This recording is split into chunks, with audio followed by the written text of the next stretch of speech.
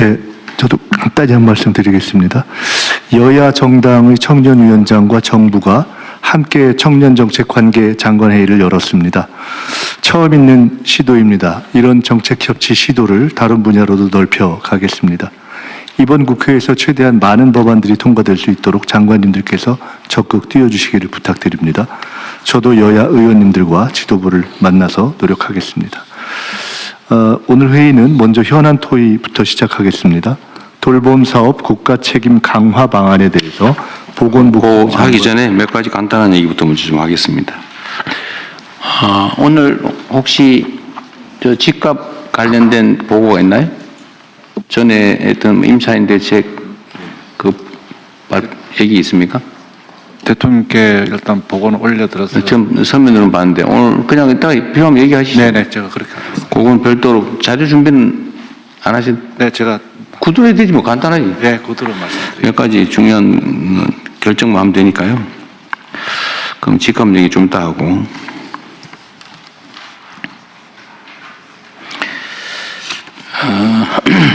이 민주주의라고 하는 게 말씀드렸던 것처럼 국가 간 경쟁에서 매우 중요한 요소가 된 것 같습니다.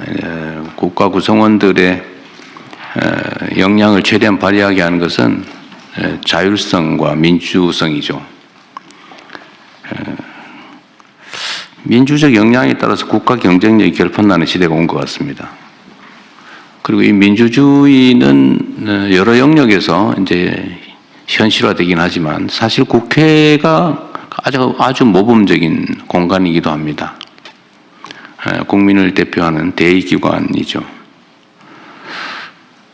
그래서 국회에서 이루어지는 모든 일들은 매우 중요한 의미가 있습니다.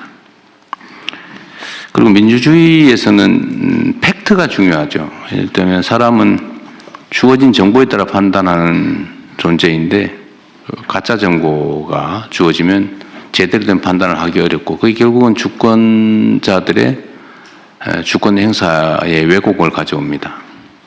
그래서 민주주의에서는 팩트가 중요해요. 그래서 물론 언론도 그런 측면에서 존중받죠. 정론직필하는 게 언론의 본질적 기능이고 그게 민주주의 발전에 크게 기여하기 때문에 어떤 제4부라고 입법행정사법에 의한 제4부라고 평가되기도 합니다. 인정받고 보호받고 또 그 점에 따른 혜택을 누리죠. 물론 그만큼의 책임도 져야 될 겁니다.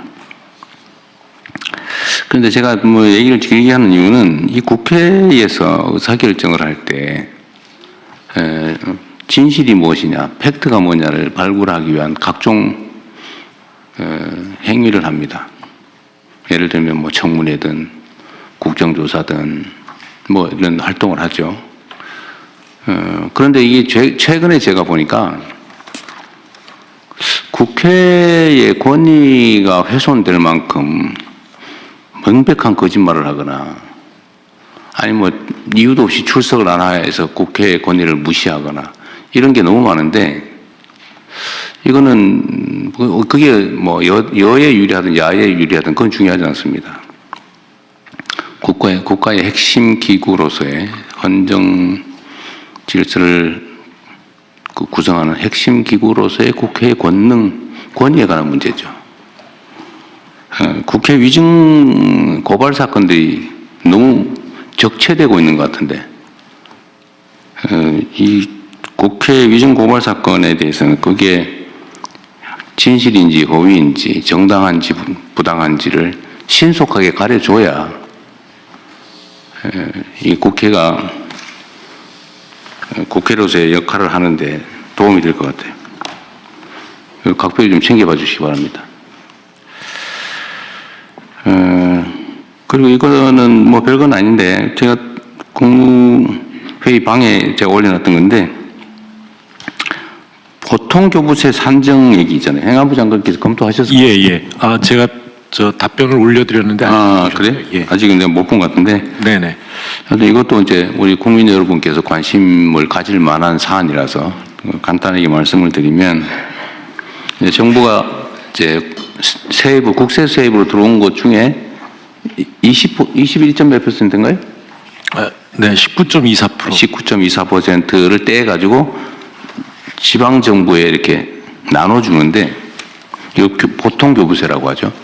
근데 이걸 어떤 기준에 따라서 어느 지방정부에 얼마를 줄 거냐를 정리하는 기준이 있죠. 네, 그렇습니다. 근데 그게 너무 복잡해가지고 알기가 어렵다.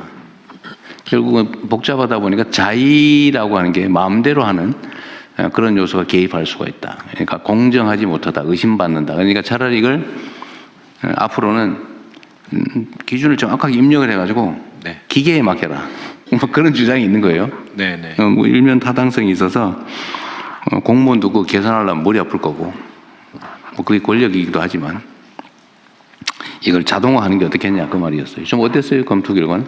예, 제가 검토한 결과 이제 문제 제기한 만큼 그렇게 불투명한 것은 아닙니다만 이제 방식이 좀 복잡하다 보니까 그리고 이제 결과만 공개가 되다 보니까 그런 의심을 그렇죠. 과정과 기준이 공개가 안 되고 있죠. 예, 그래서 그 시스템을 개선해서 미리 이 자신이 자기 지방 정부가 어느 정도의 교부세를 받을 수 있는지 미리 산정해 볼 수 있을 정도로 기준을 공개하고 그걸 엄정하게 직접 계산해 볼 수 그대로. 있고 그렇게 하면 될 것 같아요. 자기한테 온 게 정확하게 계산됐는지도 확인해 볼 수 있게 그렇게 시스템을 개선해 나가. 그렇게 해도 문제 없는 거죠. 예, 그렇습니다. 객관적 기준에 의한 거니까. 객관적 기준으로 해오고 있는데 이제 그러니까 공개가 안 되는 계산 과정이 있다 보니까 그런.